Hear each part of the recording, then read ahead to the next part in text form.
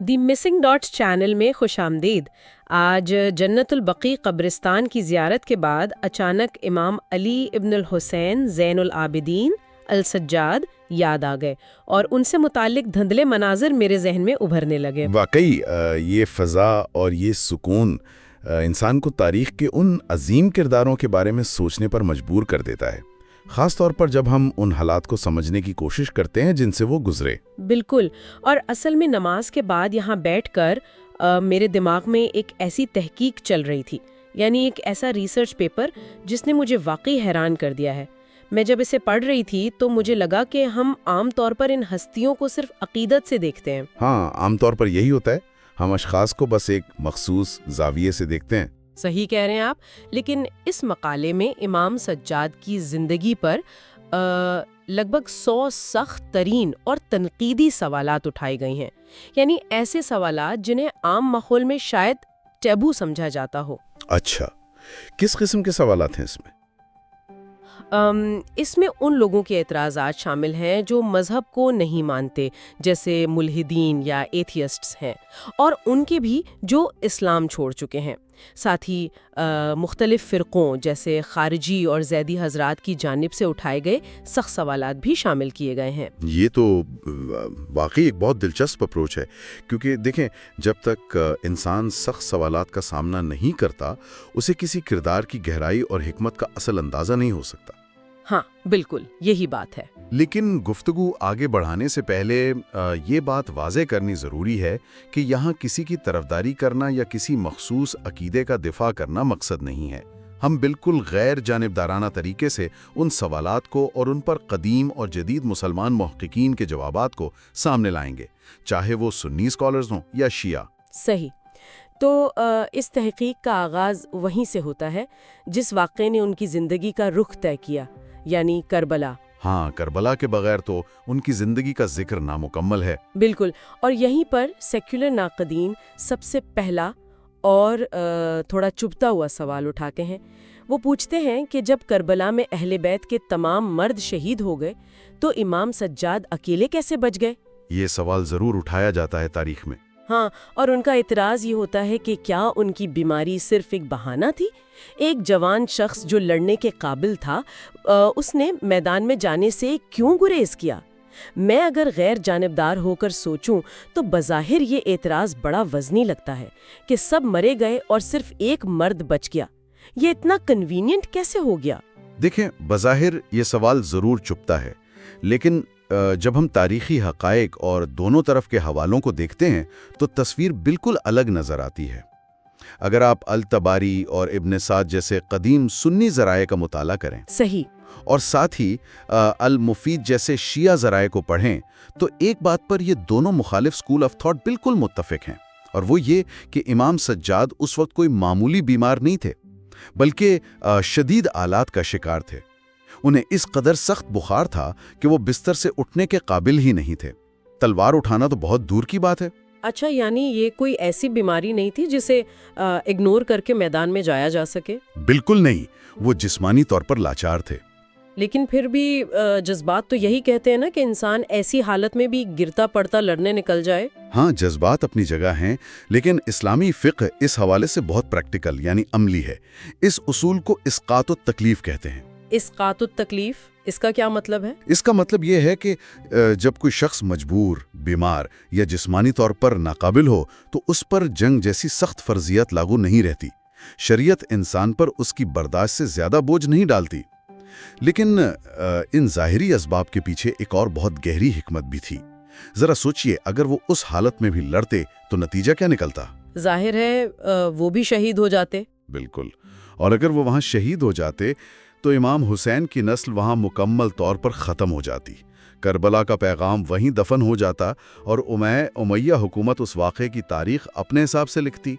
ان کا بچنا اس پیغام کو اور اس علمی نسل کو آگے بڑھانے کا ایک قدرتی انتظام تھا۔ ماشاءاللہ، یہ سن کر میرے دماغ میں ایک مثال آ رہی ہے۔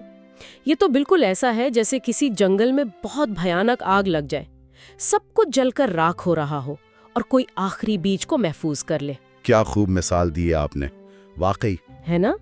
اس وقت بظاہر آگ سے لڑنا بہادری لگ سکتی ہے، لیکن عقل مندی تو یہ ہے کہ اس بیج کو بچا لیا جائے تاکہ کل جب آگ ٹھنڈی ہو تو وہاں واپس ایک ہرا بھرا جنگل اگ سکے۔ بہت بہترین مثال ہے۔ اگر وہ آخری بیج وہاں جل جاتا تو حق و باطل کی وہ پہچان جو انہوں نے آگے چل کر عوام کو دی وہ کبھی وجود میں نہ آتی۔ ان کا زندہ رہنا ان دشمنوں کی فتح کو نامکمل رکھنے کے لیے انتہائی ضروری تھا۔ لیکن ٹھیک ہے، وہ بیج محفوظ ہو گیا، آگ ٹھنڈی پڑ گئی، تو بعد میں کیا ہوا؟ کیونکہ یہیں سے مقالے میں اگلا سخت سوال سامنے آتا ہے۔ جی، بعد کے حالات پر بھی بہت تنقید ہوتی ہے۔ ہاں، خارجی اور زائدی سوچ رکھنے والے اور آج کے سیاسی تنقید نگار پوچھتے ہیں کہ جب زندہ رہنا اتنا ضروری تھا تو بعد میں انہوں نے بدلہ کیوں نہیں لیا؟ مختار الثقافی نے تلوار اٹھائی، ان کے اپنے بیٹے زید نے آگے چل کر بغاوت کی، تو امام سجاد تو خاموش کیوں رہے؟ کیا ظالم کے خلاف خاموش رہنا ایک طرح سے ظلم پر راضی ہونا نہیں تھا؟ یہ وہ مقام ہے جہاں ہمیں اس دور کی سیاست اور سیاست سکون کو سمجھنا ہوگا، جسے انگریزی میں کوائٹزم کہتے ہیں۔ بات یہ ہے کہ جذبات میں آ کر تلوار اٹھا لینا ہمیشہ حکمت نہیں ہوتی۔ صحیح۔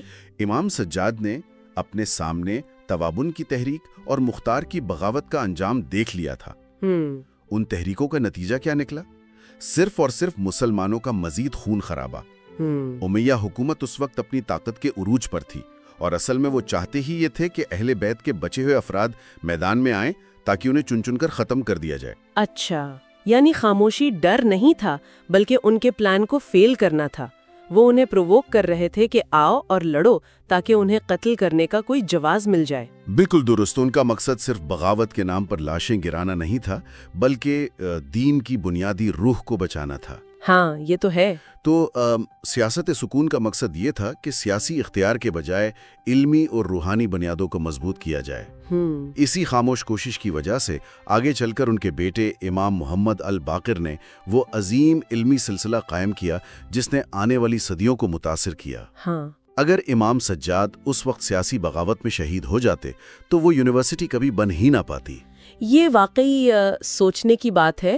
عام طور پر ہم سمجھتے ہیں کہ بہادری صرف تلوار اٹھانے میں ہے، نعرہ لگانے یا آج کے دور کے حساب سے احتجاج کرنے میں ہے۔ انتظار ہی یہ کر رہا ہو کہ آپ غلطی کریں، غصے میں آئیں اور قتل کر دیے جائیں، تو اس وقت زندہ رہنا اور اپنے غصے کو قابو میں رکھنا اور چپ چاپ اپنے مقصد کو آگے بڑھانا، یہ شاید سب سے بڑی اور مشکل مزاحمت ہے۔ بالکل، اسی مزاحمت کو تحقیق میں اسٹریٹجک پیشنس بھی کہا گیا ہے۔ انہوں نے دشمن کو حملہ کرنے کا کوئی سیاسی جواز ہی نہیں دیا۔ انہوں نے دیکھ لیا تھا کہ دین کو سیاسی نقصان پہنچ چکا ہے، اب حکومت سے لڑنے کے بجائے معاشرے کی روحانی اور اخلاقی تربیت کرنا زیادہ ضروری ہے۔ صحیح۔ سیاسی میدان میں نہ اترنا تو سمجھ آ گیا، لیکن اگر انہوں نے لڑنے سے انکار کیا تو سوال یہ پیدا ہوتا ہے کہ ان کی خاموش مزاحمت کا طریقہ اصل میں کیا تھا؟ یہی وہ پوائنٹ ہے جہاں ان کی روحانی زندگی کا کردار شروع ہوتا ہے۔ ہاں، پر یہیں پر مقالہ ان کی روحانیت کا ذکر کرتا ہے، اور یقین مانیے نقادین یہاں بھی کسی قسم کی رعایت نہیں دیتے۔ اچھا، ان دعاؤں اور روحانیت کے حوالے سے نقادین کے کیا خاص اعتراضات ہیں؟ وہ کہتے ہیں کہ صحیفہ سجادیہ، جسے ان کی دعاؤں کا مجموعہ کہا جاتا ہے، وہ شاید ان کی کتاب ہی نہیں ہے، وہ کسی بعد کے دور کی بناوٹ یا فورجری ہے۔ صحیح، یہ اعتراض تو اٹھایا جاتا ہے۔ اور اس سے بھی سخت اعتراض ایتھیسٹ کا ہے۔ وہ کہتے ہیں کہ تاریخ بتاتی ہے کہ امام سجاد بہت روتے تھے، تو نقادین اس رونے کو کسی احترام کی نظر سے نہیں دیکھتے۔ تو پھر وہ اسے کس طرح دیکھتے ہیں؟ وہ کہتے ہیں کہ یہ ایک شدید نفسیاتی مسئلہ تھا، شاید PTSD یعنی پوسٹ ٹرامیٹک سٹریس ڈس آرڈر تھا، کربلا کے واقعے کی وجہ سے، اور ان کی دعاؤں میں صرف آخرت کا ڈر اور اپنی ذاتی بھلائی کی باتیں جھلکتی ہیں۔ تو وہ پوچھتے ہیں کہ یہ مزاحمت تھوڑی ہے، یہ تو خوف اور نفسیاتی صدمہ ہے۔ دیکھیں، یہ اعتراضات انتہائی سطحی اور بے بنیاد ہیں جب آپ اصل تحقیق دیکھتے ہیں۔ سب سے پہلے صحیفہ سجادیہ کی اوتھینٹسٹی پر بات کرتے ہیں۔ مغربی محققین، خاص طور پر ولیم چٹک اور ایتن کولبرگ جیسے لوگوں نے اس کتاب کا انتہائی باریکی سے اور سائنسی انداز میں مطالعہ کیا ہے۔ اچھا۔ ہاں، انہوں نے اس کی عربی گرامر، اس کا سنٹیکس اور اس میں استعمال ہونے والے لفظوں کا تجزیہ کیا۔ تو اس لنگوسٹک ریسرچ کا نتیجہ کیا نکلا؟ ان کی تحقیق کیا کہتی ہے؟ کولبرگ اور چٹک کی تحقیق یہ ثابت کرتی ہے کہ صحیفہ سجادیہ کی زبان اور اصول بیان بالکل پہلی صدی ہجری کے آخر کے ہیں۔ اگر یہ بات کی بناوٹ ہوتی جیسے دوسری یا تیسری صدی کی، تو اس میں وہ فلسفیانہ اور تھیولوجیکل اصطلاحات ضرور ملتی جو بعد کے دور میں عربی زبان میں داخل ہوئی تھیں۔ یعنی وہ الفاظ اس میں ہیں ہی نہیں؟ بالکل نہیں، اس کتاب میں وہ الفاظ نہیں ہے، یہ پیور ارلی عربک میں ہے، جو ثابت کرتا ہے کہ یہ کسی بعد کے دور کی فورجری ہو ہی نہیں سکتی۔ یہ پوائنٹ تو واقعی مضبوط ہے، یعنی ان لنگوسٹک فورینزکس نے ان نقیدین کا منہ بند کر دیا، لیکن وہ جو مسلسل رونے اور PTSD والی بات ہے، اس کا کیا جواب ہے؟ اگر ایک شخص ہر وقت رو رہا ہے تو وہ عوام پر اثر و رسوخ کیسے قائم کر رہا ہے؟ رونا اور دعا کرنا کوئی نفسیاتی بیماری یا خوف نہیں تھا۔ تحقیق اس عمل کو ایکٹیو میموری پریزرویشن یا فعال محافظت کا نام دیتی ہے۔ یہ ایک انتہائی کیلکولیٹڈ اور حکمت سے بھری ہوئی عوامی تحریک تھی۔ ایکٹیو میموری پریزرویشن، اسے تھوڑا اور آسان لفظوں میں سمجھائیں مجھے، یہ کام کیسے کرتا تھا؟ دیکھیں، اس وقت عام عوام پر کربلا کے واقعے کا ذکر کرنے پر سخت پابندی تھی۔ امیہ حکومت نے کسی بھی قسم کی پولیٹیکل سپیچ کو مکمل بین کر دیا تھا۔ صحیح زبان بندی تھی۔ ہاں، تو ایسے ماحول میں جب آپ کھل کر بول نہیں سکتے تو آپ اپنے آنسوؤں کے ذریعے لوگوں کو یاد دلاتے ہیں۔ جب امام سجاد پانی دیکھتے تو روتے اور لوگوں سے کہتے کہ میرے والد کو پیاسا شہید کیا گیا۔ جب کوئی قصائی جانور ذبح کرنے لگتا تو وہ رک کر پوچھتے کہ کیا اسے ذبح کرنے سے پہلے پانی پلایا گیا؟ تو یہ صرف رونا نہیں تھا، یہ لوگوں کو سوال کرنے پر مجبور کرنا تھا۔ بالکل، یہ رونا عام غم نہیں تھا، یہ ایک پرامن لیکن انتہائی طاقتور احتجاج تھا جو آس پاس گزرنے والوں کے ضمیر کو جھنجھوڑتا تھا۔ وہ اپنے آنسوؤں سے اس سوسائٹی میں اس واقعے کی میموری کو زندہ رکھ رہے تھے۔ حکومت کسی کو رونے پر تو گرفتار نہیں کر سکتی تھی نا۔ سبحان اللہ، یہ کتنی عظیم حکمت ہے۔ یعنی جب زبان سے بولنے یا تقریر کرنے پر پابندی تھی تو انہوں نے رب سے دعا مانگنے اور عام روزمرہ کے کاموں میں غم کے اظہار کو ہی اپنا ہتھیار بنا لیا۔ عوام کو شعور دینے کا اس سے بہتر طریقہ کیا ہو سکتا تھا بھلا؟ اور یہی وجہ ہے کہ ان کی دعاؤں کو عام دعائیں نہیں سمجھا جاتا۔ ان کی دعائیں صرف ذاتی مغفرت کے لیے نہیں تھیں، بلکہ ان میں قوم کو سبق سکھایا گیا تھا کہ خدا سے کیسا تعلق ہونا چاہیے اور انسان کا آپس میں کیا رویہ ہونا چاہیے۔ اور اس کی سب سے بڑی دلیل ان کی کتاب رسالۃ الحقوق ہے۔ آپ نے اس مقالے میں اس حصے پر غور کیا؟ جی بالکل، اور حقیقت بتاؤں تو یہ حصہ مجھے سب سے زیادہ دلچسپ لگا تھا۔ اس کتاب میں انہوں نے صرف ماں باپ یا بچوں کے حقوق نہیں بتائے، بلکہ پڑوسیوں، غلاموں، اساتذہ اور یہاں تک کہ دشمنوں تک کے حقوق بیان کیے ہیں۔ یہی بات ان ناقدین کے اعتراض کو بالکل جھٹلا دیتی ہے جو کہتے ہیں کہ وہ نفسیاتی طور پر سوسائٹی سے کٹ آف ہو چکے تھے۔ جس شخص کو سوسائٹی سے کوئی سروکار ہی نہ ہو، وہ عام انسان کے حقوق پر اتنی ڈیپلی کیوں لکھے گا؟ صحیح بات ہے۔ انہوں نے سکھایا کہ آپ کے کانوں کا بھی آپ پر حق ہے کہ وہ بری بات نہ سنیں، آپ کی آنکھوں کا بھی حق ہے، یہاں تک کہ آپ کے پیٹ کا بھی آپ پر حق ہے۔ کیا ہم رسالۃ الحقوق کو اسلامی تاریخ کا پہلا ہیومن رائٹس کا دستاویز کہہ سکتے ہیں؟ ذرا سوچئے، ایک ایسے دور میں جب حکومت میں ظلم عام تھا، انسانی جان کی کوئی قیمت نہیں تھی، جس کے پاس طاقت تھی وہی حق پر تھا، وہاں ایک شخص بیٹھ کر عوام کو ان کے آپس کے حقوق سکھا رہا ہے۔ یقیناً اس میں کسی شک کی گنجائش نہیں، یہ ایک پورا اخلاقی نظام تھا۔ وہ سیاست سے دور رہ کر درس دے رہے تھے کہ جب سیاسی نظام بالکل کرپٹ ہو جائے تو معاشرے کو اندر سے کیسے ٹھیک رکھنا ہے۔ یہ بات واقعی دل کو لگتی ہے، لیکن یہاں تحقیق ایک اور رخ اختیار کرتی ہے۔ آخری اعتراضات جو ان کی عملی اور معاشرتی زندگی پر اٹھائے گئے ہیں وہ تھوڑے پیچیدہ ہیں۔ اچھا، ان عملی اعتراضات کی نوعیت کیا ہے؟ کچھ عام لوگ اور سیکولر طبقہ یہ سوال اٹھاتا ہے کہ ان کے پاس اتنی دولت کہاں سے آئی کہ وہ اتنے غلام خرید کر آزاد کرتے تھے۔ کہا جاتا ہے کہ زاہد اور عابد انسان تو فقیر ہوتا ہے۔ صحیح، اور اس کے علاوہ؟ اور پھر اگر وہ اتنے ہی نیک اور اصولوں والے تھے تو انہوں نے امید دربار کے عالم الزہری جیسے لوگوں سے تعلقات کیوں رکھے اور یہ جو ذکر آتا ہے کہ وہ رات کو چھپ کر غریبوں میں کھانا بانٹتے تھے، کیا یہ ان کی لوگوں کو اپنے پیچھے لگانے کی یا اپنا ووٹ بینک بنانے کی کوئی سیاسی چال تھی؟ دیکھیں، یہ سب سوالات آج کے اس ذہن کی پیداوار ہیں جو ہر نیک عمل کے پیچھے بھی کوئی مفاد پرست مقصد تلاش کرتا ہے۔ یہ تو ہے، ہم ہر چیز میں پالیٹکس ڈھونڈتے ہیں۔ بالکل۔ سب سے پہلے ان کی دولت اور غلاموں والی بات کو دیکھتے ہیں۔ ان کی دولت وراثت اور ان لوگوں کی ہدیوں پر مشتمل تھی جو اہل بیت سے عقیدت رکھتے تھے، لیکن انہوں نے اس دولت کو اپنے عیش اور عشرت پر نہیں اڑایا۔ یہاں تحقیق ایک ٹرم استعمال کرتی ہے، ایجوکیشنل مینومیشن۔ اسے تھوڑا واضح کریں۔ تعلیم دے کر آزاد کرنا؟ لیکن بات تو وہی ہوئی نا کہ انہوں نے انسانوں کی خرید و فروخت تو کی۔ یہی پوائنٹ سمجھنے والا ہے۔ اس وقت غلامی کا ایک پورا نظام قائم تھا جسے وہ اکیلے راتوں رات ختم نہیں کر سکتے تھے۔ تو انہوں نے کیا کیا؟ انہوں نے غلاموں کو خریدا اور انہیں اپنے گھر لائے اور انہیں برسوں تک تعلیم دی۔ اچھا۔ ہاں، انہیں قرآن، فقہ اور اخلاقیات پڑھائی، اور جب وہ علمی طور پر پختہ ہو گئے تو انہیں آزاد کر دیا۔ اچھا، تو وہ انہیں صرف فزیکل آزادی نہیں دے رہے تھے بلکہ انٹلیکچوئل آزادی بھی دے رہے تھے۔ بالکل۔ یہ معمولی لوگ جب آزاد ہو کر معاشرے میں جاتے تو وہ اس وقت کے عالم، مفتی اور ٹیچرز بن کر ابھرتے۔ ایک اندازے کے مطابق انہوں نے اپنے دور میں ان گنت غلاموں کو اس طرح آزاد کیا۔ انہوں نے غلامی کے اس ظالمانہ سسٹم کو بائی پاس کرتے ہوئے اسے ایک ایسی انڈر گراؤنڈ یونیورسٹی میں تبدیل کر دیا جہاں سے روشن خیال عالم پیدا ہو کر نکل رہے تھے۔ یہ سچ میں دماغ گھما دینے والی حکمت ہے۔ یعنی دشمن نے آپ پر انسٹیٹیوشن یا اسکول کھولنے پر پابندی لگائی ہوئی ہے، تو آپ نے غلامی کے اکنامک سسٹم کو ہی اپنا اسکول بنا لیا۔ صحیح پکڑا آپ نے۔ اور وہ کھانا بانٹنے والی کیا حقیقت تھی؟ اگر وہ سیاسی مقصد تھا تو چھپ کر کیوں بانٹتے تھے؟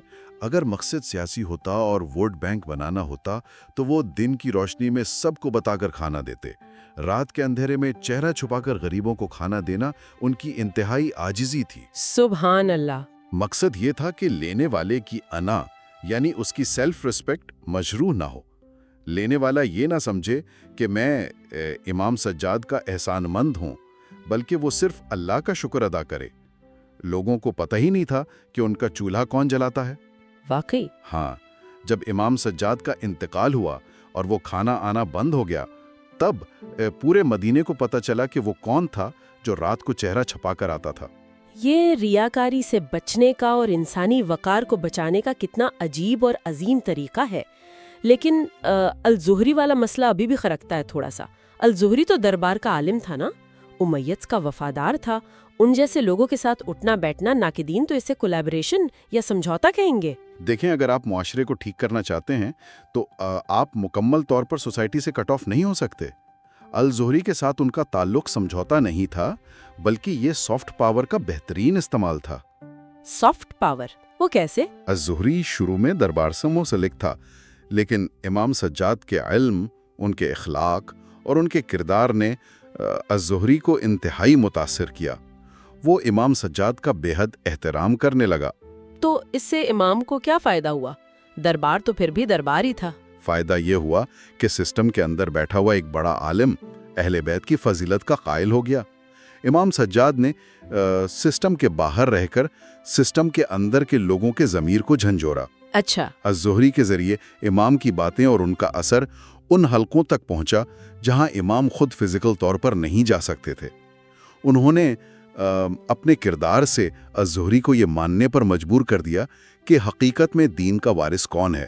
یہ ایک قسم کا ڈپلومیٹک ماسٹر سٹروک تھا جس سے انہوں نے اوپنلی دشمنی کیے بنا اسٹیٹ کے نیریٹو کو چیلنج کیا۔ واہ، یعنی طاقت کا مقابلہ طاقت سے کرنے کے بجائے انہوں نے ظالم کے اپنے لوگوں کے دماغوں پر علمی اور اخلاقی اثر ڈال دیا۔ اور اسی اخلاقی فتح کا نتیجہ یہ نکلا کہ تمام مسلمان، چاہے ان کا تعلق کسی بھی فرقے سے ہو، امام سجاد کی عزت کرتے تھے۔ یہاں تک کہ عام سنی محققین جیسے ابن سعد یا الذہبی ان کا ذکر انتہائی احترام سے کرتے ہیں۔ صحیح بات ہے۔ وہ سب مانتے ہیں کہ اس وقت زمین پر ان سے بڑا عالم اور عابد کوئی نہیں تھا۔ ان کا مقصد صرف چند لوگوں کو قتل کر کے اپنے خاندان کا بدلہ لینا نہیں تھا، ان کا مقصد اس ذہنیت کو شکست دینا تھا جس نے کربلا جیسے واقعے کو جنم دیا۔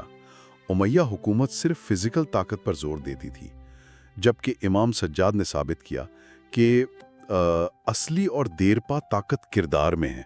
واقعی یہ ساری باتیں سننے اور اس تحقیق کو اس طرح سے سمجھنے کے بعد میرے ذہن میں ایک ایسی بات آ رہی ہے جس نے مجھے واقعی ہلا کے رکھ دیا۔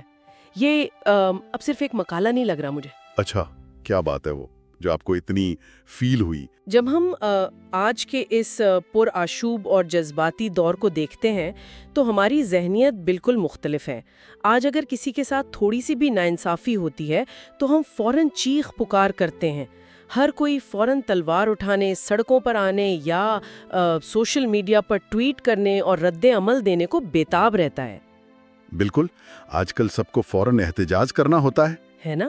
ہمیں لگتا ہے کہ اگر ہم شور نہیں مچائیں گے تو ہماری آواز دب جائے گی، لیکن وہاں امام سجاد کی زندگی دیکھیں، ان کا پورا خاندان قتل کر دیا گیا، انہیں اذیت دی گئی، لیکن انہوں نے جلد بازی میں کوئی رد عمل نہیں دیا۔